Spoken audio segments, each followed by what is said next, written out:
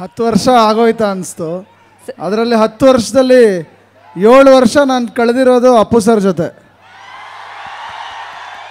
2015ರಿಂದ 2021ರವರೆಗೂ ಆ 7 ವರ್ಷ ನಾನು 7 ಜನ್ಮಕ್ಕಾಗೋಷ್ಟು ನೆನಪುಗಳಿದ್ದಾವೆ, ಪ್ರೀತಿ ಇದೆ. ಆಮೇಲೆ ನನಗಿನ್ನೊಂದು ತುಂಬ ಒಂದು ವಿಷಯ ಹೇಳಬೇಕು. ಸರ್ ನಮ್ಮನ್ನು ಅಗಲದ ಮೇಲೂ ಯಾವತ್ತೂ ಅವರ ಅಭಿಮಾನಿಗಳು ನನ್ನನ್ನು ಒಬ್ಬಂಟಿಯಾಗಿ ಬಿಡಲೇ ಇಲ್ಲ.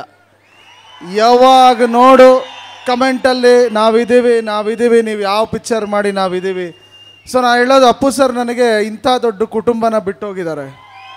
ಸೊ ಅವ್ರು ಯಾವಾಗಲೂ ಈ ಸಿನಿಮಾ ಮಾಡೋಕ್ಕೂ ಅಷ್ಟೇ ಮಾಡಿ ಮಾಡಿ ಮಾಡಿ ಅಂತ ನನಗೂ ಕಮೆಂಟ್ ಆಗ್ತಿದ್ರು.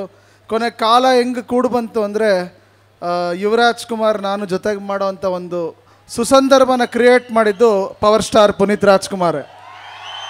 ಯಾಕೆ ಹೇಳ್ತೀನಿ ಮಾತು ಅಂದರೆ ಅವ್ರು ಬಿಟ್ಟೋಗಿದ್ದ ಜರ್ನಿ, ಆ ಬಿಟ್ಟೋಗಿದ್ದ ನೆನಪು. ಸೊ ಅದ್ರ ಜೊತೆಗೆ ಯುವರಾಜ್ ಜೊತೆ ನಾನು ಹೆಜ್ಜೆ ಹಾಕ್ಕೊಂಡು ಬಂದೆ. ಬಟ್ ಅವರು ಪ್ರತಿದಿನ ನಾನು ಶೂಟ್ ಮಾಡುವಾಗಲೂ ಯಾಕಂದರೆ ನಿಮಗೆ ಗೊತ್ತು, 7 ವರ್ಷ ಒಂದೇ ವ್ಯಕ್ತಿ ಜೊತೆ ಇದ್ದಿದ್ದು ನಾನು. ಪ್ರತಿದಿನ ಕ್ಯಾರವಾನ್ ಇಳಿಯೋರು ಬರೋರು, ನನಗೆ ಎವ್ರಿ ಡೇ ಜ್ಞಾಪಕ ಆಗೋದು. ಬಟ್ ಯುವ ಶೂಟಿಂಗ್ ಮಾಡ್ತಾ ಮಾಡ್ತಾ ಎಲ್ಲೋ ಅನ್ಸೋದು ಅವರು ಪೂರ್ತಿ ಆಶೀರ್ವಾದ ಈ ಚಿತ್ರದ ಮೇಲಿದೆ.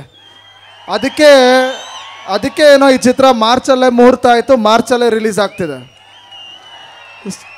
ಸೊ ಪ್ರತಿ ಥಿಯೇಟರ್ನಲ್ಲೂ ನಿಮ್ಮ ಚಪ್ಪಾಳೆಗಳ ಮೂಲಕ, ನಿಮ್ಮ ವಿಸಿಲ್ಗಳ ಮೂಲಕ, ಶಿಲ್ಲೆಗಳ ಮೂಲಕ ಅವರು ಬಂದು ಈ ಸಿನಿಮಾನ ನೋಡ್ತಾರೆ, ಅವರು ಈ ಚಿತ್ರನ ಹರಿಸ್ತಾರೆ. ನಾನು ನಿಮ್ಮಗಳ ಸಂತೋಷದಲ್ಲಿ ಅವ್ರನ್ನ ನೋಡ್ತೀನಿ, ನಿಮ್ಮಗಳ ಕಿರ್ಚಾಟದಲ್ಲಿ ಅವ್ರನ್ನ ನೋಡ್ತೀನಿ. ಈ ಸಿನಿಮಾ ನೀವೆಲ್ಲರೂ ಹೆಮ್ಮೆ ಪಡೋವಂಥ ಸಿನಿಮಾ ಆಗುತ್ತೆ. ಇದು ನಾನು ಸಿನಿಮಾ ಮಾಡಿದ್ದೀನಿ, ಡೈರೆಕ್ಟ್ ಮಾಡಿದ್ದೀನಿ, ನನ್ನ ಸಿನಿಮಾ ನಾನು ಹೇಳ್ಕೋಬೇಕು ಅಂತ ಹೇಳ್ತಾ ಇಲ್ಲ. 100% ಮಾರ್ಚ್ 29 ನೀವೆಲ್ಲ ಹೆಮ್ಮೆ ಪಡ್ತೀರಾ.